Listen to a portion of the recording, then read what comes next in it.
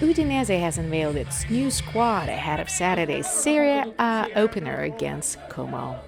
Regional officials reaffirmed their support for the club as both a sporting institution and ambassador for Friuli Venezia Giulia.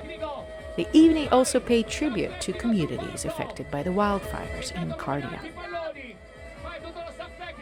La regione Friuli Venezia Giulia è da sempre vicina all'Udinese, anzi direi ancora di più, è al fianco dell'Udinese, lo è come sponsor principale ma anche come partner nell'ospitare competizioni internazionali o anche nell'organizzarle assieme, come è avvenuto pochi giorni fa con la FVG Cup, e lo è perché l'Udinese è uno straordinario strumento per promuovere il nostro territorio, ma anche perché